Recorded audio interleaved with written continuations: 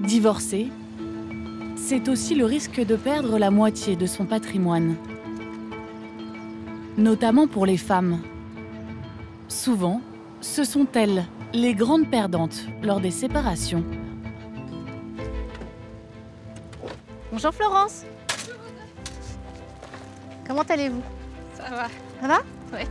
Contrairement aux apparences, ces deux femmes ne sont pas amies. À dire vrai, Florence aurait même préféré ne jamais faire appel à Audrey. Ce canapé, c'est un bonheur. Tenez. Merci. Elle est coach, spécialiste du divorce. Florence, 56 ans, s'est séparée de son mari en 2021, après 25 ans de vie de couple. Un long fleuve qu'elle croyait tranquille. Monsieur s'est rapproché de ma secrétaire au travail. On avait des problèmes de couple, donc je suis allée au domicile de cette secrétaire que je soupçonnais les derniers mois.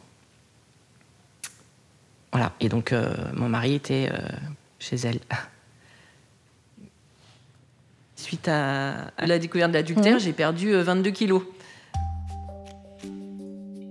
Entre les deux époux, la séparation physique est actée. Reste un petit détail à régler, l'argent. L'avocate en droit des affaires, Oui. Mais je sais toujours pas... Je sais pas comment ça avance. Les mails, ça fait pas grand-chose. Hein. Oui, mais un mail, ça acte le fait que vous avez essayé de l'appeler plusieurs fois et que c'est resté sans réponse. Pendant des dizaines d'années, Florence a travaillé comme salariée dans une entreprise de pose de portail et de serrurerie dirigée par son mari. Le couple a aussi investi dans plusieurs appartements. Ça n'allait pas de soi pour la séparation qu'il y ait un partage, ça n'allait pas de soi pour monsieur. Il n'estimait pas que je pouvais avoir droit à quelque chose. C'est grâce à monsieur qu'on fait tout. Voilà, c'était lui le moteur. Donc, il avait l'idée, il avait les projets. Et moi, je finalisais. J'allais à la banque, je faisais les... Enfin, voilà. Et la gestion? Oui, toute la gestion l'après, derrière oui, et l'après. Voilà. Initialement, lors du premier rendez-vous avec les avocats, excepté la maison, son mari ne veut rien lui céder d'autre. Au lieu d'1,7 million, du coup. Ça blesse énormément, ouais. Le dossier de Florence, il représente typiquement ces femmes qui ont fait le choix alors, de renoncer à une carrière individuelle ou alors en tout cas d'aider leur conjoint, chef d'entreprise ou entrepreneur dans leur société. Ça a été le choix de Florence, c'est-à-dire qu'elle a choisi d'abandonner sa carrière d'infirmière pour aider monsieur dans le développement de son entreprise. C'est un choix qui l'a ravie. Simplement, il faut bien avoir en tête que quand elles le font, souvent, elles renoncent à certains de leurs droits, c'est-à-dire qu'elles acceptent un salaire moindre pour avantager l'entreprise, forcément. Elles acceptent du coup de renoncer. 3 fois moins. Mais oui. Mon salaire 3 fois moins. On se dit qu'on fait ça pour le bien du couple, pour le bien de l'entreprise, pour le bien de la famille. Sauf qu'au jour de la séparation, on prend conscience en fait, des choix qu'on a faits et qui sont extrêmement pénalisants. En fait, on pense pas à la séparation. Ah non, on pense pas. Et là, j'ai envie de prendre un drapeau dans la rue et de dire à toutes ces jeunes femmes, ne faites pas cette erreur, ne faites pas cette erreur. Grâce à la négociation menée par Audrey, Florence espère toucher 250 000 € de prestations compensatoires. Le divorce, Audrey en a aussi fait les frais. Bonne fin de journée, Florence. Il y a 7 ans, quand elle se sépare du père de ses 2 filles, alors âgées de 4 et 6 ans, la jeune femme ne se rend pas compte du raz-de-marée qui va l'engloutir.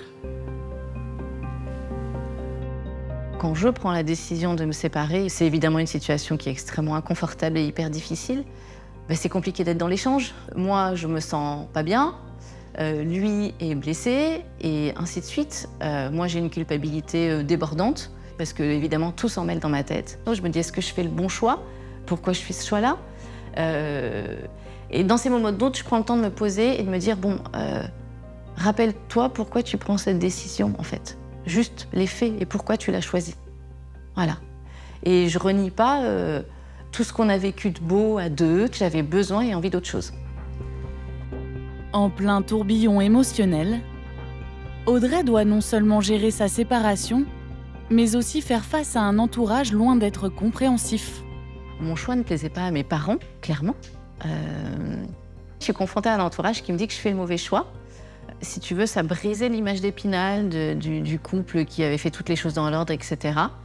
Moi, j'ai des proches qui m'ont dit bah ouais, mais bon, la vie de couple, c'est comme ça, c'est pas tout rose, mais tu restes quand même. Puis quand on est maman, en fait, on est maman, on doit être... En fait, en gros, on est heureuse d'être maman, donc ça nous suffit. Il n'y a plus rien d'autre à attendre de la vie, grosso modo. Donc oui, j'ai eu ce genre de réflexion, ça allait jusque-là. Je dirais que c'est pas ma rupture qui m'a abîmée, c'est davantage le regard des autres.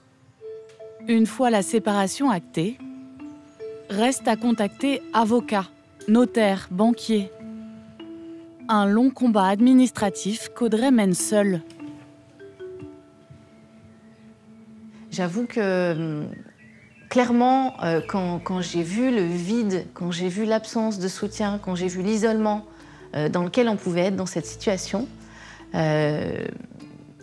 je me suis dit que oui, il y avait quelque chose à faire. Alors, je ne me le suis pas dit tout de suite, évidemment, parce que quand on est dans le dur, on ne s'en rend pas compte.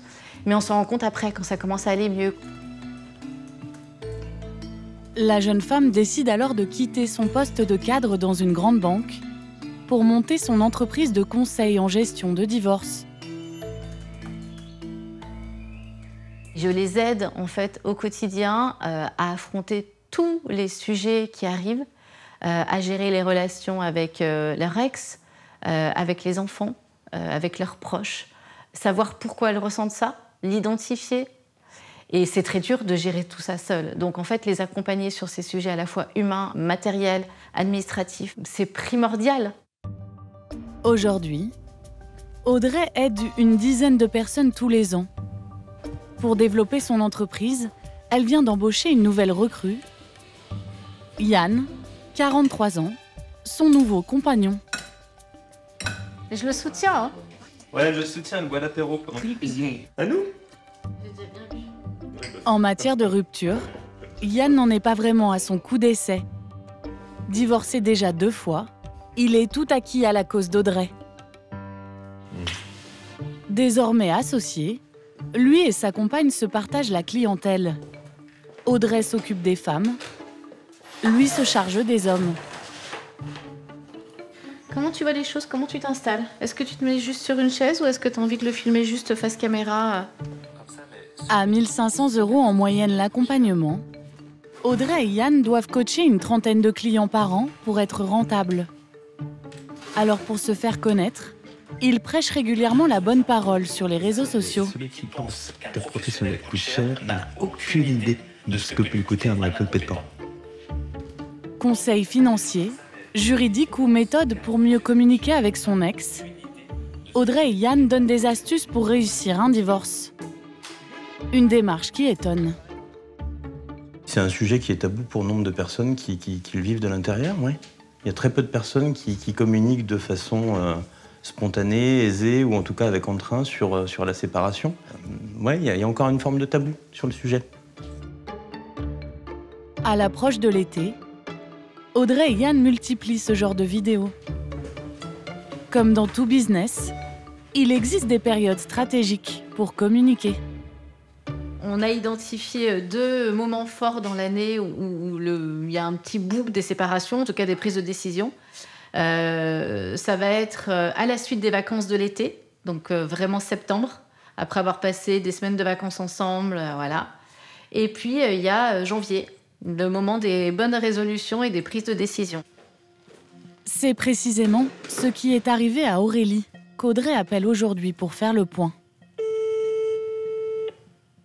Bonjour. Comment allez-vous? Ça va. Ça va.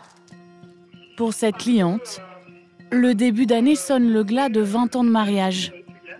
Je comprends. Même si Aurélie ne vit plus avec son mari, à chaque rencontre, c'est le clash assuré. Par moment, il va être gentil et par d'autres moments, il va être dans l'agressivité. Le fait que je pleure devant les enfants, c'est une façon d'instrumentaliser. Mais moi, je trouve ça hyper violent de dire ça. Là-dedans, moi, je suis désolée, quoi. C'est un manque d'empathie totale, quoi. Malgré un contexte tendu, Audrey vient d'obtenir une petite victoire. Après des mois de négociations, son mari accepte un rendez-vous avec un médiateur. L'idée dans ce cas-là, c'est de prévoir 2-3 sujets, pas plus. Ok, est-ce qu'on parle du code de garde? On parle du mode de garde, on parle du discours que vous avez envie d'avoir avec vos enfants. Et il est très important, en fait, que vos enfants n'aient qu'un seul et même discours. Et qu'ils n'aient pas la version de papa, la version de maman. Je pense qu'on a une version commune qui a été donnée aux enfants. Sauf moi, j'ai parlé du fait qu'il y avait pas un mois et notre femme. Ok. Et ça, j'avoue que ça m'a échappé, entre guillemets. Victime d'adultère, Aurélie n'arrive pas à digérer la situation et mêle ses enfants au conflit. Une erreur selon Audrey. Si sa cliente veut s'en sortir, elle doit mettre sa fierté de côté. Sauf que là, attention, vous êtes sur une forme de jugement. Et bien évidemment que c'est tentant. Simplement, cette forme de jugement, vous pouvez l'avoir dans votre tête, mais vous ne pouvez pas la formuler de cette façon-là auprès de vos enfants. Alors, du coup, c'est l'erreur de ma part, je suis capable de le dire, mais le problème, c'est que mon mari, il va pas rentrer là-dedans, en fait. En apportant la solution derrière et en disant que c'est essentiel qu'on en parle en direct avec notre fils, il ne pourra pas dire non.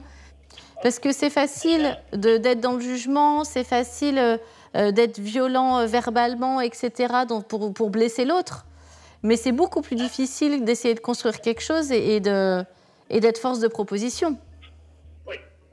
Ok, merci beaucoup. Bon, je vous souhaite une bonne fin de journée à vous, bon retour. Au revoir. Mettre de côté la colère et la rancœur pour aller de l'avant, c'est ce qu'Audrey répète chaque jour à ses clients.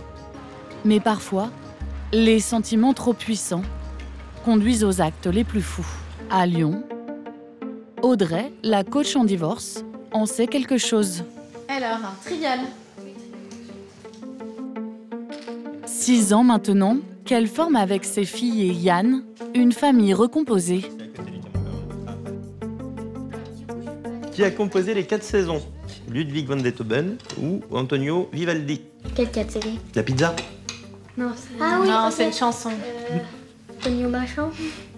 Antonio Machin? Vivaldi? Ouais. Eh ben c'est Antonio Vivaldi, bravo madame.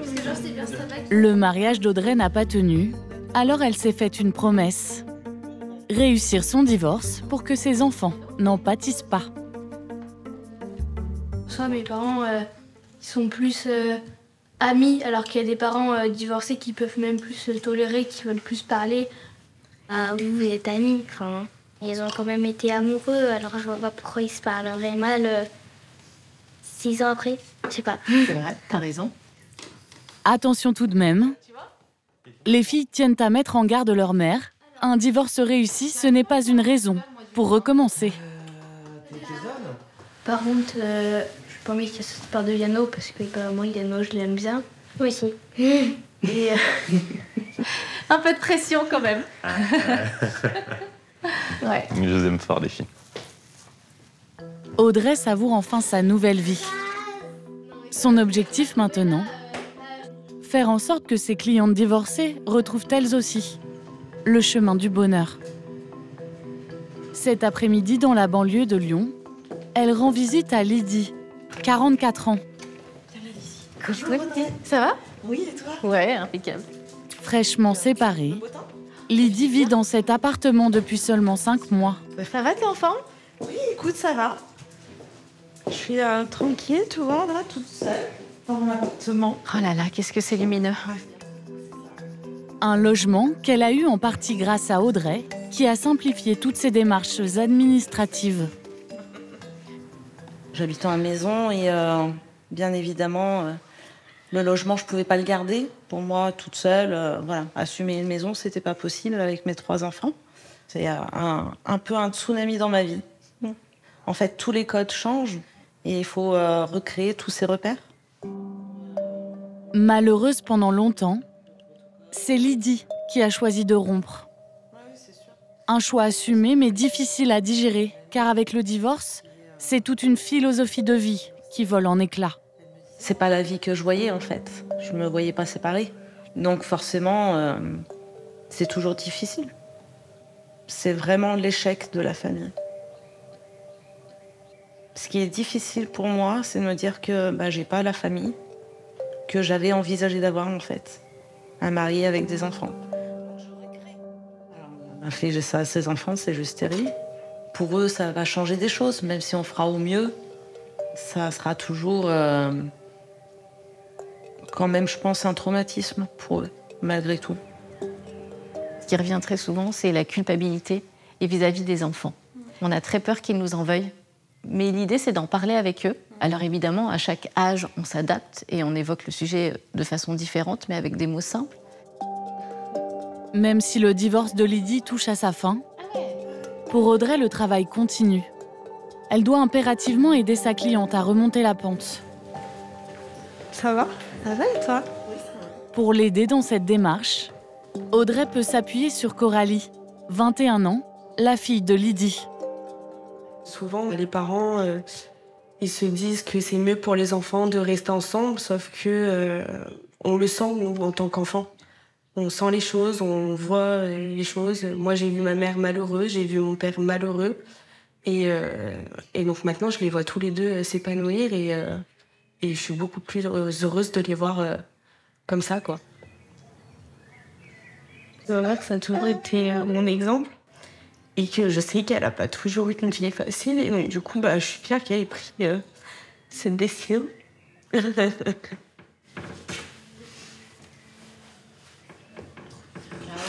C'est là qu'on voit que même si une séparation, ça peut être aussi un échec, mais c'est pas un échec à tout point de vue. Parce qu'en fait, on reprend en main une nouvelle vie et surtout, on met en place la vie dont on a envie.